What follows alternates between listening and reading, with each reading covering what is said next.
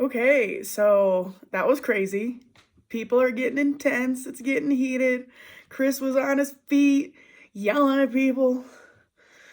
It's a ton of fun. It's really interesting. um, so my role in the challenge, I was a person who likes to talk a lot or whatever, describing the pictures and stuff. It was just me and Avi, which was to our advantage for sure, because he got to hear everything that I said, which then made it easier for him to be able to make the matches, I think. Yeah, it was fun. I'm pretty artistic, so it came easily to me. We got 8 out of 8, which was cool. Um, Anything I noticed about other players, I had suspicions about Avi being a traitor, but after working one-on-one with him like that, he was super helpful and he was a great teammate. So I was kind of fending for him, and I was right. He was a faithful, unfortunately. Um, Hypothesis. Oh, anything else I noticed about other players? I also noticed that James, he was sitting right next to me and he was kind of like poking my buttons a lot and kind of distracting me and kind of messing with my head and making jokes about how he thought that Ethan maybe was a traitor and this and that and whatever, and was like giving me a hard time for like looking his direction and stuff. And I hadn't really had much conversation with him before that, so that kind of, I don't know, gave me a feeling that he potentially might be one of the traitors. Hypothesis about why others acted and performed the way that they did. I mean, I missed the week before, but I could tell like right away there's a lot more tension and a lot more like, I don't know, confusion and less clarity, and people are a lot more on edge. And I mean, I guess I kind of get it after this last round table, man. People were serious. um, I think that Avery's team getting only one right, potentially could imply that she was giving the wrong directions.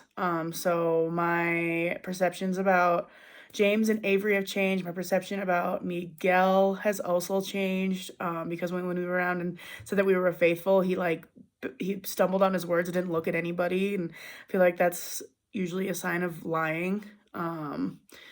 Suspicions I have, yeah, I think at this point it's gonna be just those 3.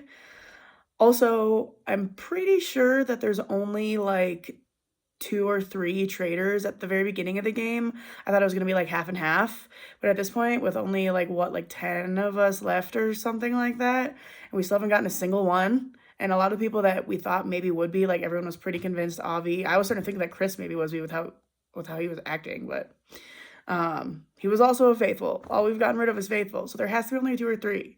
That's one of my new theories, and I think it's right. Um, what I tend to, oh, and I also think that Chris and Grant's plan about finding 3 people in the group that we like really, really trust and believe are faithfuls at this point might be our best game plan, because that way then at least we still get all the points. And the traders are doing a pretty good job. So, but I think they're at an advantage because they know who each other are, and there's only like a couple of them. So, makes the game harder for the majority of us.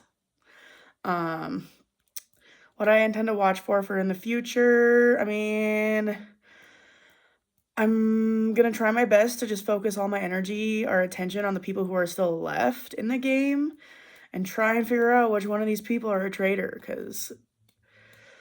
and at this point, I'm going with either Miguel, James, or Avery. Avery because she could have um, explained what the pictures were incorrectly. There's also already been suspicion about her. James because of the way that he was interacting with me and like just kind of pushing and poking my buttons, and Miguel because of the way that he spoke when we were talking about if we were faithfuls or not at the very end. But I think at this point, personally, I'm mostly going with James. Back to who we thought day one. Gonna circle back around to that. So, all right, see you next week.